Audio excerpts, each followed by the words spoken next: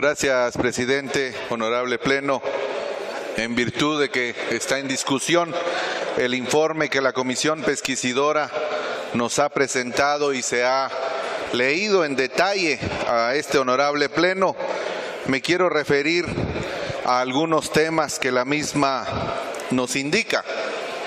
En la estructura del planteamiento y el análisis y en cumplimiento de la norma que establece que la Comisión detalla un informe circunstanciado y en el estricto sentido que la ley nos obliga, no define culpabilidad o inocencia, simplemente se pronuncia en torno a la veracidad de los hechos susceptibles de ser conocidos por un tribunal penal.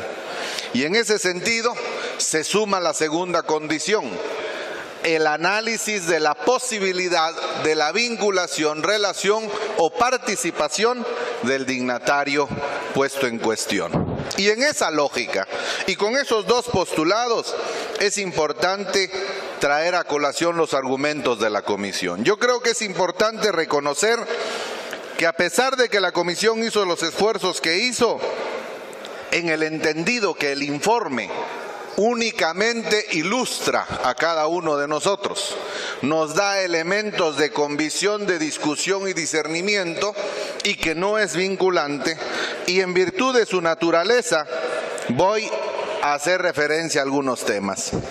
Primero, llama la atención el poco sustento de los argumentos vertidos por la Comisión. Y hago la reflexión en virtud de lo siguiente. Primero, a sabiendas de que el mandato se dirime en dos circunstancias, establecer la veracidad de los hechos y la vinculación o participación del dignatario, en ese sentido me preocupa cómo se analizaron los tres grandes criterios o características que la ley obliga. Primero, ¿es ilegítimo, es espurio o es político? Todo el proceso que se está discutiendo. Y la Comisión nos sentencia con claridad, omito el término sentencia, y la Comisión de manera contundente manifiesta e informa a este Pleno. Cito: en base a sus honestos conocimientos, en la decencia y la honorabilidad, que son los criterios que deben regir nuestra acción y nuestra posición hoy, porque queremos corregir el sistema, porque queremos apostarle, como bien dijeron mis antecesores, a una mejor Guatemala y a una mejor institucionalidad, porque queremos que errores que han condenado nuestro sistema y nuestro país se corrijan. Y me llama la atención en consecuencia estos conceptos que vierte la Comisión.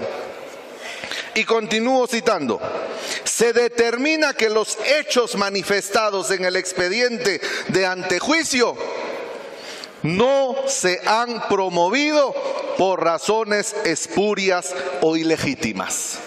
Ese es el principal postulado, la columna vertebral del informe de la Comisión. Y sobre la base de esa verdad planteada, es importante que en consecuencia fijemos posición.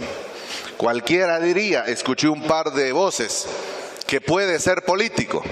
La misma Comisión no tiene los elementos de veracidad, y cito nuevamente: es relevante informar al Pleno que existen elementos que la presentación de la solicitud de retiro de antejuicio se pudo haber promovido por razones políticas en forma, tiempo y modo. Aquí me llama la atención la falta de certeza, porque la conjugación del verbo poder y haber lo deja en un abismo absoluto. Se pudo haber promovido, y el se pudo haber promovido lesiona el principio al cual la Comisión estaba obligada a darnos conclusiones de certeza y veracidad. Por lo tanto, en sano discernimiento jurídico, ese argumento, por simple conclusión, se tiene por no puesto por la falta de la certeza en la conjugación del verbo. ¿Fue o no fue espurio? No, dice la comisión. ¿Fue o no fue ilegítimo? No, establece con contundencia la comisión. ¿Fue político? Pudo haber sido. Y ahí la confusión de la conjugación del verbo deja total falta de certeza. Imposible sería fijar una posición en mi caso concreto a favor de algo que pudo o no pudo, porque la posibilidad de que pudo haber sido ya existía desde el momento de la presentación de la denuncia. O sea, no aporta el elemento veracidad que tanto estábamos esperando en el tema del escrutinio político.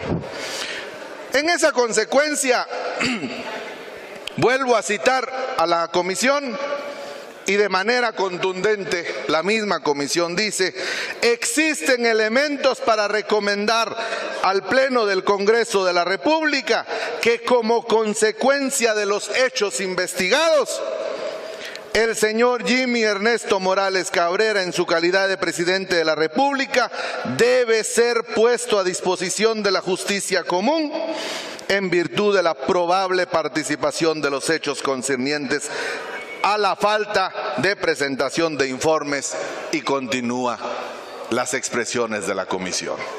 Entonces, la comisión nos recomienda: cumple en lo que pudo. Y vale que dejó esa confusión del elemento político, pero en virtud de esos dos elementos en que la denuncia no es espuria y no es ilegítima, es necesario mantener una posición de legalidad. Porque hay otros antecedentes que determinan la misma línea de razonamiento. Hubo una denuncia institucional del Tribunal Supremo Electoral.